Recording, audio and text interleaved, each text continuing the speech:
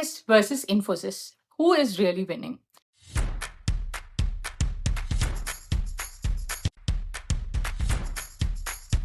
It's definitely what we, like you said about 4-5 months ago, we looked at what should be our destiny in this. We said we have to be the world's largest AI-led services company.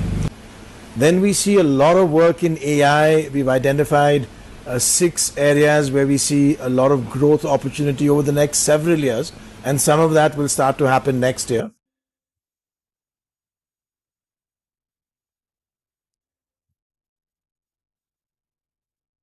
இது ID செக்டர்ல ஒரு gauge மேட்ச்னே சொல்லலாம்.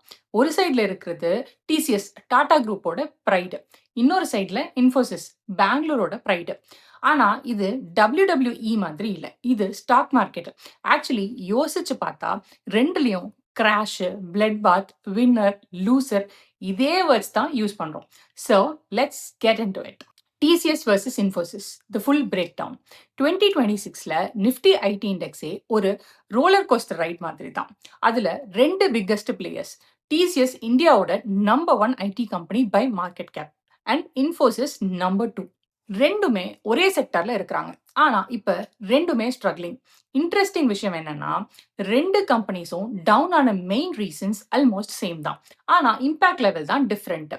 அதுதான் இந்த கம்பேரிசனையே interesting ஆகுது. சரி, ஸ்ட்ரெயிட்டா நம்பர்ஸ்க்கு போயிடலாம். Segment 1, current stock price. July 14 trading data படி டிசிஎஸ் அரவுண்ட் 2201 ரூபீல க்ளோஸ் ஆச்சு. Market cap almost 7.9 lakh crore rupees. இன்னும் இந்தியாவோட most valuable IT company 7.9 lakh crore-னா அது ஒரு சின்ன கண்ட்ரியோட ஜிடிபி மாதிரி இருக்குல்ல? Yes, you are right. இப்போ இன்ஃபோசிஸ் அரவுண்ட் 1092 ரூபீஸ்ல ட்ரேட் ஆகுது. மார்க்கெட் கேப் ரஃப்லி 4.4 lakh crore rupees. So market cap பார்த்தா TCS almost double size. TCS அண்ணனும் இன்ஃபோசிஸ் தம்பினும் சொல்லலாம். ஆனா அந்த தம்பி கூட இந்தியாவோட நம்பர் 2 ஐடி கம்பெனி தான். ஸோ ரெஸ்பெக்ட் கண்டிப்பா கொடுக்கணும். செக்மெண்ட் 2, பிஇ ரேஷியோல யார் எக்ஸ்பென்சிவ்? ஃபர்ஸ்ட், பிஇ ரேஷியோனா என்ன? இன்வெஸ்டர்ஸ் கம்பெனியோட எவ்ரி 1 ரூபி ஏர்னிங்ஸ்க்கு எவ்வளோ பே பண்ண ரெடியா இருக்காங்கன்னு காமிக்கிற நம்பர். டிசிஎஸோட பிஇ இப்போ அரவுண்ட் 16, இன்ஃபோசிஸ் அரவுண்ட் 15. ரொம்ப கம்மியா இருக்குல்ல? நீங்க ஐடி ஸ்டாக்ஸ்லாம் ஓவர் வேல்யூன்னு நினைச்சீங்களா? அதுதான் ட்விஸ்ட். ஹிஸ்டாரிக்கலி பார்த்தா டிசிஎஸோட 10-year மீடியன் பிஇ அரவுண்ட் 27. இப்போ பிஇ 16னா கம்பெனியோட ஓன் ஹிஸ்டாரிக்கல் ஆவரேஜ் கம்பேர் பண்ணும்போது ஆல்மோஸ்ட் 40% டிஸ்கவுண்ட்ல ட்ரேட் ஆகுது. ஸோ டிசிஎஸ் இப்போ சேல்ல இருக்குன்னு சொல்லலாமா? எஸ், சில அனலிஸ்ட் அப்படிதான் திங்க் பண்றாங்க. அதுதான் டிசிஎஸோட புல் கேஸ்ன்னு சொல்லலாம். ஆனா வேற சில அனலிஸ்ட் என்ன சொல்றாங்கன்னா, இந்த டிஸ்கவுண்ட் ஜஸ்டிஃபைட் தான், ஏன்னா கம்பெனி growth-ஏ ஸ்லோ ஆயிடுச்சுன்னு சொல்றாங்க. அதே லாஜிக் தான் இன்ஃபோசிஸ்க்கும் அப்ளை ஆகுது. அதுவும் ஹிஸ்டாரிக்கல் வேல்யூவேஷன் ரேஞ்ச்ல இருந்து ரொம்ப கம்ப்ரஸ் ஆயிடுச்சு. ஸோ 2 ஸ்டாக்ஸும் டிஸ்கவுண்ட் சேல் போர்டு வச்சுட்டு நிக்கிற மாதிரி தான். ஆனா யாரு வாங்க போறாங்கன்னு தான் தெரியல. இதுதாங்க stock market. Segment 3, emotional damage. இப்போ எமோஷனல் டேமேஜ் செக்மெண்ட் எவ்வளோ டவுன்ல இருக்காங்க? டிசிஎஸோட 52-week high 3350 rupees. Current price around 2200னா ஹைல இருந்து ரஃப்லி 34% டவுன். இன்ஃபோசிஸ் இன்னும் வேர்ஸ்.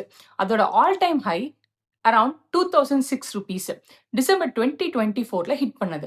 அந்த பீக்ல இருந்து இப்போ close to 47% down. Even 52-week high compare பண்ணா 1728 rupees. அப்படி பார்த்தா கூட அரவுண்ட் 36% டவுன். ஆனா ஏன்? 2 கம்பெனிஸ்க்கும் சேம் 3 மேஜர் ரீசன்ஸ் இருக்கு. Reason 1, AI disruption fear. Jeffries, Kotak மாதிரி புரோக்கரேஜஸோட கன்சர்ன் என்னன்னா, ஜெனரேட்டிவ் ஏஐ வந்தா traditional out sourcing model affect ஆகலாம். Salil, talk me through what this reset is likely to mean for companies like yours, but more importantly for the sector and for India at large.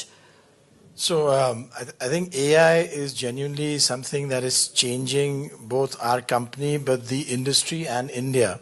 What we see are huge, large value creating pools of opportunity. There are 6 of them that we've identified. For example, there's a whole set of work on AI engineering. There's a whole set of work on software development and modernization. And those combined have a large value that all of us, all the industry, for the benefit of India, will enjoy. And those are growth vectors that we see coming in the coming years. Yes, there are other places where we see some shrinkage, but this growth we see over the next several years compensating for it. So டிசிஎஸும் இன்ஃபோசிஸும் இந்த model மேல தான் build ஆயிருக்காங்க. AI is not taking away the jobs at this time. We are continuing to find. In fact, you look at what we are doing in the market. As much as you see our headcount reduced by previous quarter, it went down I think by 20 and now by 10. But otherwise, we have been hiring a lot in the market. And we also announced in the market that we want to have a future-ready workforce. We provide all the ability and the support for our associates to learn and become proficient in these new technologies. There are few associates where we find like they may not be fit or ready for the future that we are charting for ourselves. We are providing them all. So basically AI ஆஃபீஸ்க்கு புது senior manager வந்த மாதிரின்னு சொல்லலாம். The way that you look at who you're hiring and what jobs you're hiring them for? absolutely. So first, this year, 3 quarters, we've done 18,000 college graduates. We will hit our 20,000, a little bit more for this year. Next year, again, 20,000 college graduates is our outlook. We are hiring what we were hiring before. In addition, we are hiring specialized, skilled engineers at different levels of compensation with different, we have our internal tests that they go through. And so a lot more AI focused engineering. Reason 2, slower revenue growth.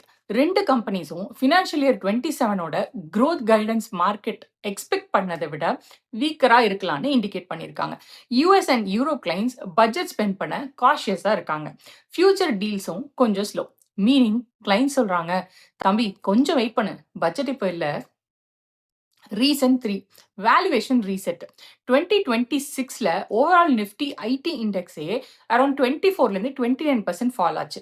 So இது TCS and Infosys problem மட்டும் கிடையாது, full IT செக்டரே rerate ஆகுது. So because of this இன்வெஸ்டர்ஸோட future க்ரோத்தும் slow ஆகணும்னு think பண்றாங்க. So company specific problem இல்லை, செக்டாருக்கு ஃபுல்லா ஏஐ ஃபீவர் வந்திருக்கு. செக்மெண்ட் 4, அனலிஸ்டோட consensus.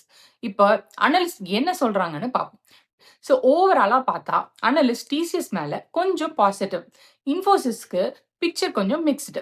ICICI direct hold rating target 1,300 rupees.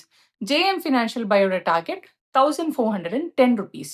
Antic Hold target 1,390 rupees. US மார்க்கெட்ல ட்ரேட் ஆகிற இன்ஃபோசிஸ் ஏடிஆர்ஸ் பத்தி பார்த்தா அனலிஸ்டோட சென்டிமெண்ட் கொஞ்சம் காஷியஸ் தான்.